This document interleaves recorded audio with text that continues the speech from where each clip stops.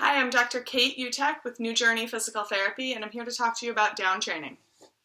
Downtraining is a term that we use in pelvic floor physical therapy to talk about relaxing the pelvic floor muscles, but it goes far beyond that, and that's why it has a whole term beyond just relaxing the pelvic floor muscles. So when we're working on downtraining, we're downtraining your neurological system, we're downtraining the pelvic floor muscles, and so it's going to be we're downtraining the system, their connection, that neuromuscular connection. So your pelvic floor muscles may be where we realized that your body that is holding that tension, but it's not just a pelvic floor contraction. If it was, you would just be able to say, relax, and that contraction would go away. It's coming through your neurological system, where your neurological system is in a fight or flight response. So we want to calm the entire system. So I want to go over 3 techniques that I really like to include when approaching downtraining with a client. So diaphragmatic breathing, and I have a whole video about diaphragmatic breathing where you're doing deep belly breaths, allowing your diaphragm to come down, apply pressure against your organs, and allowing your pelvic floor to expand out and relax.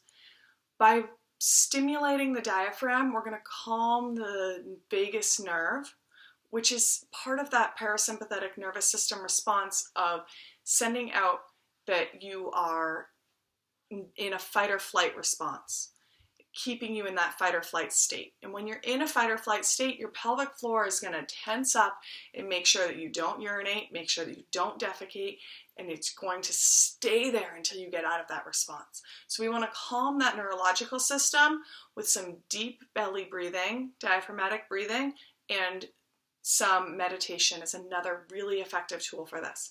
So we really see in the research that doing 8 to 10 minutes of meditation per day is really effective for calming down that system.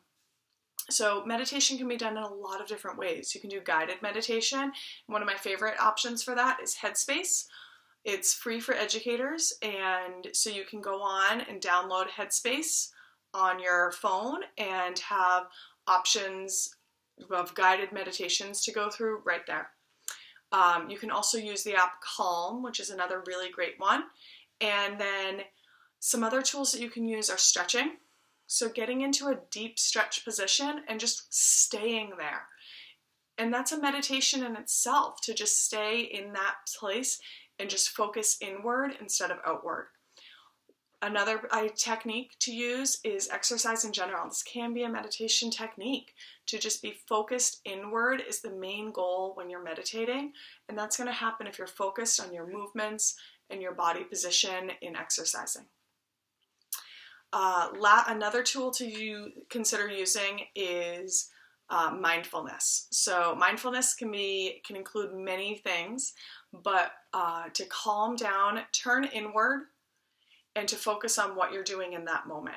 So one mindfulness tool that I like to recommend using is to spend as much of your day as possible focused on the task that you're currently doing. So often in our lives, we're sitting there making lists in our head of all the things we have to do later. What do we need to do at the grocery store? What are we going to cook for dinner that night? Instead of focusing in on the task that we're currently doing. So when you're showering, make sure that you're focused on cleansing your body, cleansing your soul even, and letting yourself relax and enjoy the warmth of the water and the steam, and focus on what you're doing in that moment and relieve that stress. If there are thoughts that come into your head throughout the day of things that you need to do later, write them down in a list so that you can remember them later, but that you don't have to use that headspace to remember them.